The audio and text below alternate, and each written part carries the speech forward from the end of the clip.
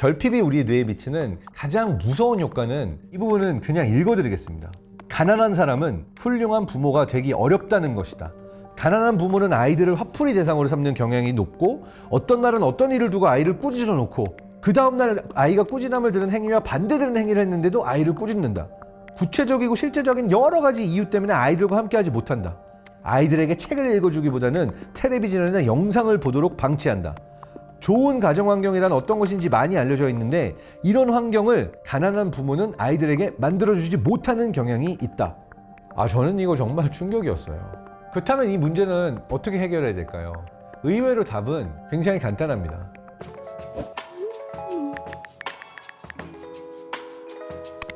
안녕하세요. 뇌과학 박사 장동선입니다. 요즘 보면 사람들이 자주 하는 얘기 중에 하나가 지금 시대 살고 있는 애들은 결핍이 없어. 뭔가 결핍이 없으니까 잘 안 되는 거야. 이런 이야기 많이 하죠. 쉽게 얘기하면 헝그리 정신이 필요하다. 배고파야 무언가를 얻어내지. 배고프지 않은 사람이 뭘 얻어내기 위해서 뛰겠어. 이런 얘기를 많이 하거든요. 그래서 오늘의 주제는 결핍의 과학. 결핍이 우리의 뇌에, 우리의 마음에, 우리의 신체, 우리 삶 자체에 어떤 영향을 끼치는가 라고 하는 부분을 다뤄보도록 하겠습니다. 굉장히 재밌는 책을 읽었습니다. 결핍은 우리를 어떻게 변화시키는가? 경제학적으로, 심리학적으로 결핍이 어떠한 것들을 우리 안에서 만들어내는가? 이 이야기를 이 책은 하고 있습니다. 결핍이란 무엇일까? 정의를 하고 가야겠죠. 결핍이라는 건 영어로는 scarcity라고 하고요. 내가 무언가가 필요한데 없는 상태를 이야기해요. 결핍이라고 하는 상태를 뇌에서 느끼는 거는 주관적입니다. 내가 확보하고 있는 자원에 비해서 필요가 더 크다라고 생각하는 순간 결핍을 느끼는 거예요. 예를 들어서 간식 사와 라고 용돈을 줬어요. 내가 먹고 싶은 간식은 비싼 간식이야. 10,000원 가지고 무슨 간식을 사 먹으라고. 이러면 결핍을 느끼는 거죠. 그런데 마이쮸 몇 개랑 포테이토 칩 몇 개랑 별거 없어요. 그러면은 똑같은 돈이지만 나는 결핍을 안 느낄 수 있는 거죠. 책에서는 결핍이라고 하는 상태를 공통적으로 담고 있는 여러 상황들을 얘기하고 있어요. 대표적으로 할 일이 너무 많아서 시간이 없는 사람, 또는 지금 다이어트를 하고 있어서 뭐라도 먹고 싶어, 너무 배고픈 상태, 너무 가난하고 돈이 없어서 기본적인 의식주 해결도 되지 않는 상태, 이것도 대표적인 결핍의 상태라고 볼 수가 있는 거죠. 근데 흥미로운 거는 시간이 부족하건 먹을 게 부족하건 돈이 부족하건 이 모든 결핍의 상태가 공통적으로 우리 안에서 어떠한 변화를 일으킨다라고 하는 거죠. 제가 뇌과학자니까 이걸 뇌과학적으로 한번 정리를 해봤어요. 결핍의 상태를 쉽게 비유해보면 우리의 뇌도 월급 통장을 가지고 있다 이렇게 생각해 볼 수가 있습니다.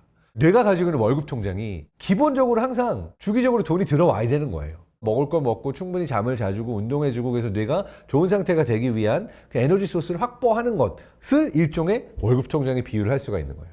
그래서 뭐 월급이 한 100만 원 들어왔다고 쳐요. 그럼 이 상태에서는 뭔가 마음이 풍요롭고 넉넉한 느낌이 들죠. 뇌가 여유가 있는 거예요. 자, 그런데 내가 지금 한 10만 원밖에 안 남았어. 와, 큰일 났다. 그러면 뇌가 어떻게 하냐면요. 그때부터 극단적인 효율화를 합니다. 내가 가지고 있는 똑같은 자원을 가지고도 훨씬 효율적으로 잘 쓰는 상황이 되는 거예요. 그래서 흥미로운 게 뇌가 어느 정도 결핍의 상태를 느끼게 되면 없던 능력이 생겨나게 돼요. 돈을 쓸 때도 아껴 쓰게 되고 훨씬 효율적으로 쓰게 되고 시간으로 보게 돼도 데드라인 직전에 갑자기 초인적인 집중력이 생기면서 그동안 일주일 동안 못했던 거를 이틀 만에 해버리기도 하는 거예요. 그래서 뇌가 어느 정도 결핍의 상태가 되면 갑자기 없던 집중력이 솟아나면서 전에 없던 능력이 발휘가 되는 그러한 현상이 생겨납니다. 책에서는 이거를 집중 배당금이라고 얘기해요. 일종의 보너스인 거죠. 그래서 헝그리 정신이 생겨나는 원리는 충분히 자원이 없는 상태가 되면 가지고 있는 조그만 자원을 가지고도 정말 잘 아껴 쓰는 능력이 뇌 안에서 생겨난다. 실제로 실험적으로도 이러한 집중력 보너스를 밝혀낸 실험들이 많아요. 앵그리 버즈라는 게임 알죠? 과학자들이 비슷한 게임을 만들었어요. 앵그리 블루베리즈라고 그래가지고 앵그리 버즈를 돼지에게 쏘는 게 아니라 블루베리를 파이에 쏘는 거의 비슷한 실험이에요.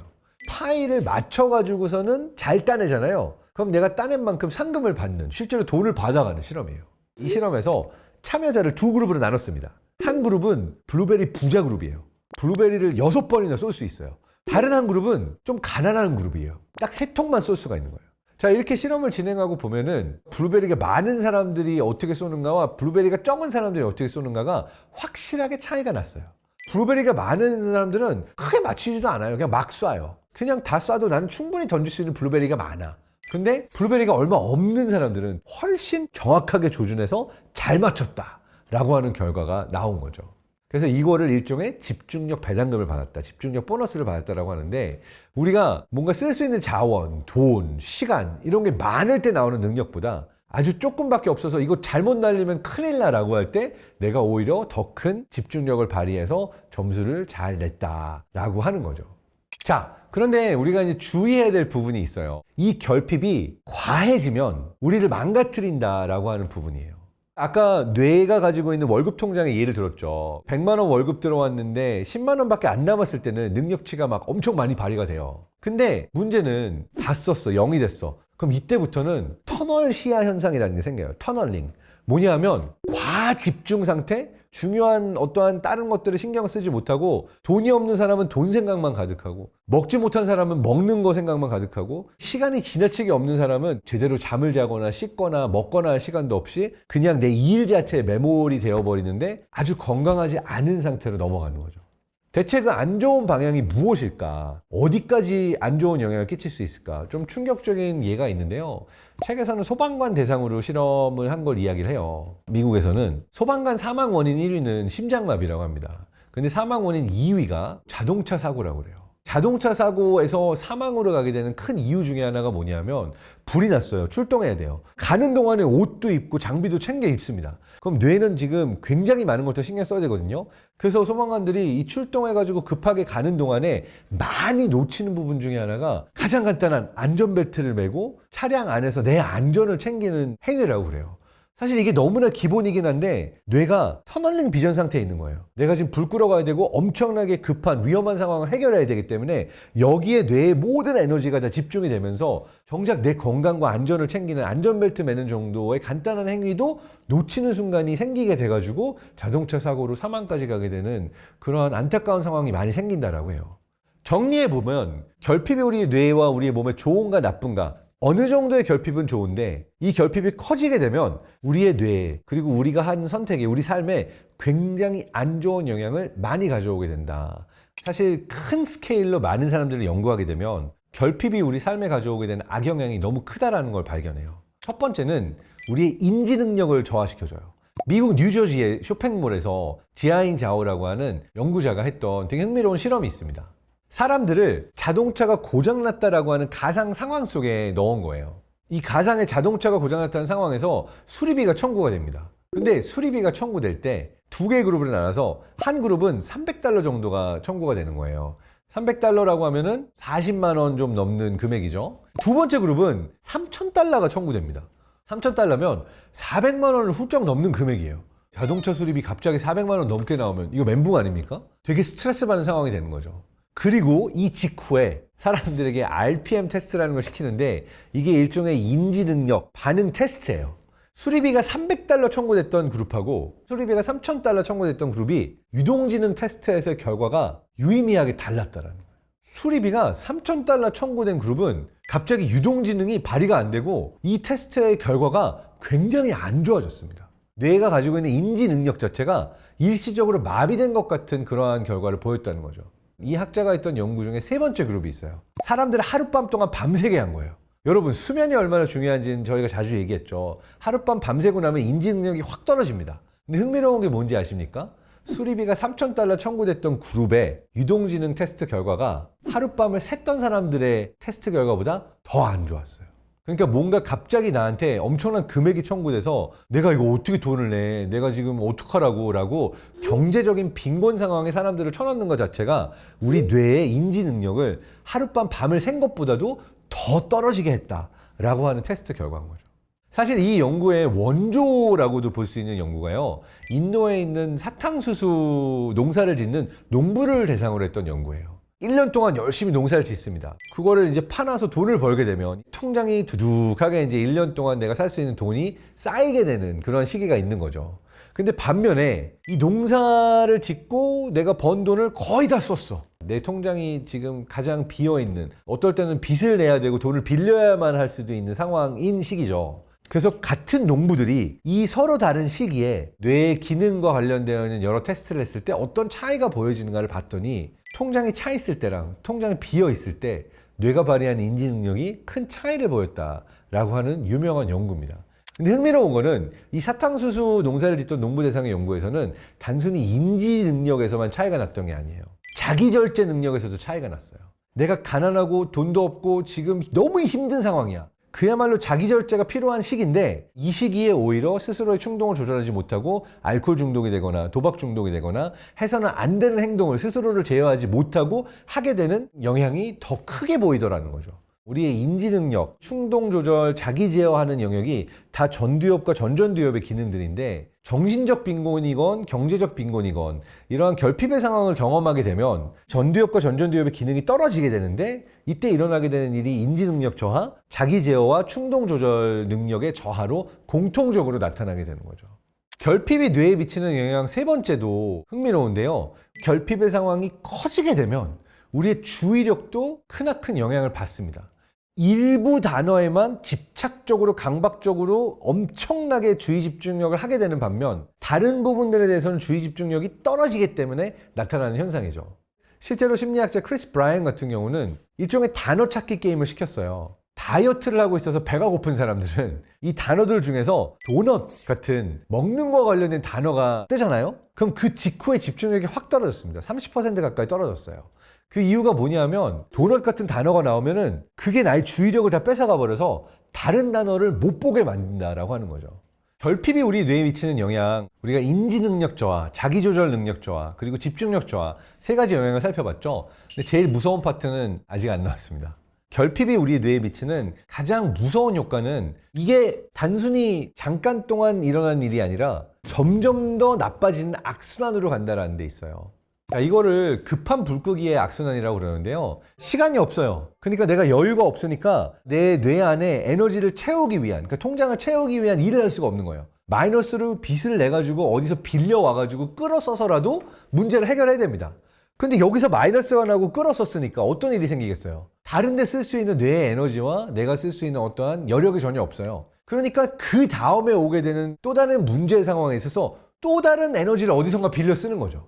없는 에너지를 빌려 쓰게 되고 그로 인해서 나의 시야는 점점 좁아지게 되면서 터널링이 점점 심해지게 되고 가난한 사람은 더 가난해지고 살찌는 사람은 더 살찌게 되고 시간 없는 사람은 더 시간이 없게 되고 내가 안 좋은 상황이라는 걸 알면서 점점 더 안 좋은 상황으로 계속해서 가게 되는 악순환이 뇌 안에서 만들어지게 되는 거예요. 근데 이제 제일 무서운 건 뭐냐면 이게 중독성이 있다는 거예요. 그러니까 내가 이거 시험 떨어지면 학교 쫓겨나고 퇴학되는 상황인데 뒤로 턱걸이로 겨우 통과했어. 최악의 상황을 겨우 면하잖아요. 뇌가 엄청난 도파민을 쏟아냅니다. 와, 살았어. 뒤면 어때? 안 쫓겨났어. 이러면 엄청난 안도감이 밀려옵니다. 나락까지 않았다라고 하는 것 자체가 너무 큰 안도감이 와가지고 도파민이 분비가 되니까 참 안 좋은 건데 뇌가 다음번에 비슷한 상황을 갈구해요. 근데 이게 결국 뇌과학적으로 설명하면 뭐냐면 1등하고 2등 해가지고 얻는 보상보다 최악을 면했다라고 하는 보상이 너무 크니까 일종의 즉각 보상이 되는 거예요. 그러니까 데드라인을 겨우 면하고 급한 불을 겨우 껐다라고 하는 것 자체가 뇌에서 도파민을 분비하게 만드는데 일종의 즉각 보상이에요. 술을 마시고 알코올 중독이 되는 거, 게임 중독되는 거, 쇼츠 중독되는 거 같은 뇌의 메커니즘을 급한 불끄기에 해냈다라고 하는 데서 쓰고 있는 거예요. 아, 이거 무서워요. 저도 사실 여기 약간 중독이 돼가지고 미리 뭔가를 해도 되는데 전날 밤 막 밤새서 겨우 해내고 해냈어! 이거의 즐거움을 느끼고 있는 거예요. 자, 그렇다면 어떻게 이걸 해결해야 되는가? 마이너스 통장 갚는 돈을 쓰는 게 아니라 어떻게든 이 상황은 벗어난 다음에 조금이라도 플러스를 만들어서 저금을 하는 상태로 가야지만 되는 겁니다. 요거를 뇌과학적으로 설명하게 되면 지연 보상의 맛을 본 거예요. 우리 되게 유명한 테스트 중에 마시멜로우 테스트 있잖아요. 어린 아이들이 지금 바로 먹으면은 마시멜로우가 그냥 사라지고 없지만 실험자가 돌아올 때까지 참고 안 먹는 거에 성공하게 되면은 실험자가 돌아와서 아이에게 마시멜로우 2개 주는 거. 이게 대표적인 지연 보상입니다. 스스로를 제어해서 참으면 하나 먹을 걸 2개 먹을 수 있게 된다. 이게 지연 보상의 맛이거든요. 뇌가 지연 보상에 훈련이 됐다라고 하는 거는 마이너스 통장을 벗어나서 뇌가 여유를 쌓아가지고 내가 참고 노력하고 무언가를 결과를 얻어내니까 또는 데드라인까지 기다리지 않고 미리 노력해가지고 여유분을 만들어 놓으니까 이 보상을 얻고 다른 보상도 얻을 수 있는 상태가 되는 거예요. 그래서 급한 불 끄기에 악순환에 빠져있는 뇌가 경험하고 있는 즉각 보상에 중독된 뇌의 상태랑 비슷하고요. 내 뇌가 가지고 있는 여유분을 만드는 그러한 형태로 가는 것을 훈련시킨 뇌가 지연 보상을 맛본, 그래서 이것을 실행할 수 있는 뇌로 가게 됐다라고 볼 수가 있는 거죠. 그래서 어린이들조차도 마시멜로 안 먹고 참는 게 나중에 성공을 결정짓는다라고 하는 이야기의 근거가 된 것이 즉각 보상에 익숙해진 뇌냐, 지연 보상에 익숙해진 뇌냐의 차이라고 볼 수가 있는 거고, 여기서 우리는 지연 보상을 훈련해야지만 결핍이 가져오는 악순환의 늪에서 빠져나올 수가 있다. 사실 가장 충격적이었던 내용은 책에서 이 부분인데, 이 부분은 그냥 읽어드리겠습니다. 이런 연구들이 수십 년간 이어지는 과정에서 중요한 사실 하나가 드러났다. 가난한 사람은 훌륭한 부모가 되기 어렵다는 것이다. 가난한 부모는 아이들을 거칠게 대하고 훈육 과정에 일관성이 없으며 감정적인 교류를 덜하고 애정 표시를 덜한다.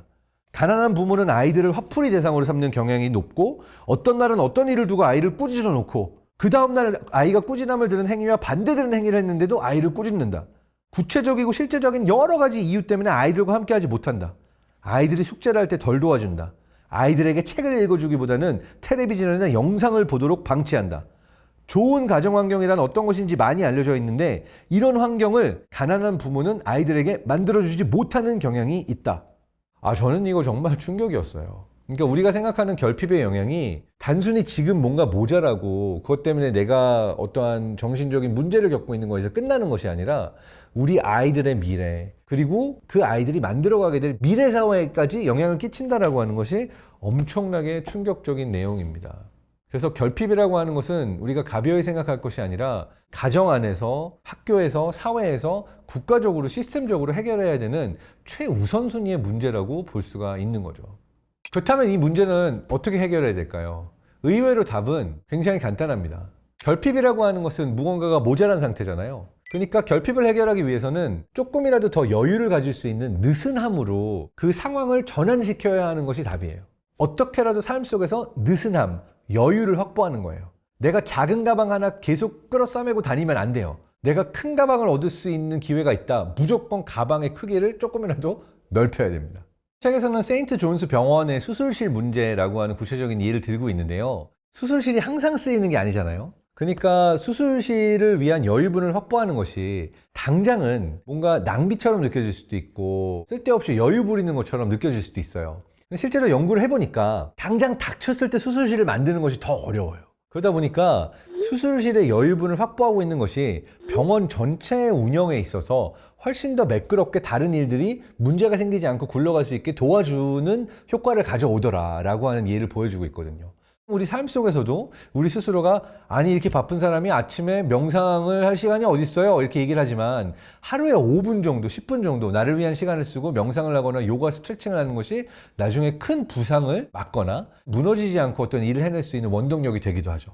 그래서 이 느긋함과 여유로움은 정말 모자라게 되는 상황, 결핍의 상황을 막기 위한 선제 조치라고 보는 것이 맞습니다. 또 다른 게 있습니다. 옆에 있는 조금 더 여유 있는 누군가가 나를 도와줄 수 있는 시스템을 만들어야 돼요. 그러니까 예를 들어서 저축을 안 하는 사람이 혼자서 저축을 할 리는 없지만 자동이체를 통해서 자동으로 매달 여유자금의 적금이 빠져나가게 되면 내가 만들어 놓은 시스템을 통해서 플러스로 돌릴 수 있게 되고 조금이라도 더 모아갈 수 있는 좋은 조건이 되거든요.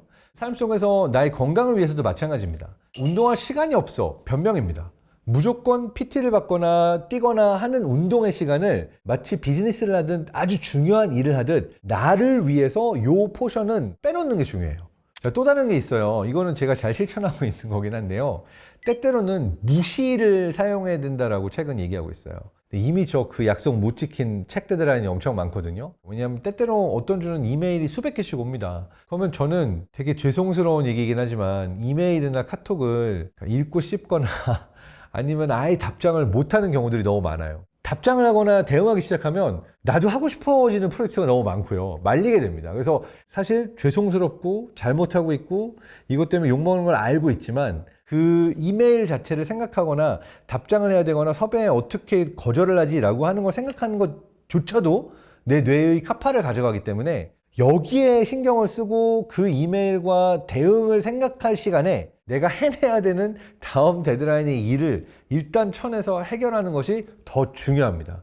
그래서 때때로 급한 상황에서는 무시를 해야 돼요. 이거는 여러분이 욕먹더라도 너무 죄송한 상황이 되더라도 우선순위로 해서 여러분 스스로를 정신적 결핍의 상태에서 구해내야지만 이 악순환에서 빠져나올 수가 있습니다.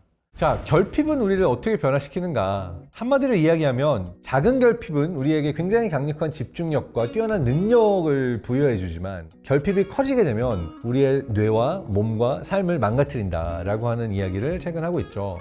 요 근래에 읽었던 책들 중에 가장 재밌게 읽었던 책 중에 하나입니다. 그리고 무엇보다도 행동경제학과 인지심리학이 만나서 단순히 한 개인의 뇌와 심리 여기에서만 분석을 하는 것이 아니라 이것이 국가적인 스케일로 결핍의 상황이 일어났을 때 어떤 일들이 일어날 수 있는가라고 하는 걸 거시적으로도 바라볼 수 있어서 사회 전체와 시스템을 보는 관점에서부터 한 개인 안에서 일어나는 그런 변화들까지 아우르면서 결핍의 효과를 볼 수 있는 책이었습니다. 결핍은 꼭 필요하다. 이것을 너무 강조하기보다는 여유는 꼭 필요하다. 세상의 여러 정보와 신호들, 다른 사람들과 세상 변화하는 것들을 품을 수 있는 나의 그릇을 넓혀주는 것이 중요하다라는 것이 또 제가 마지막으로 강조하고 싶은 부분인데요. 경제적 여유도, 정신적 여유도 가져갈 수 있는 큐브 여러분이 되시기를 기원합니다.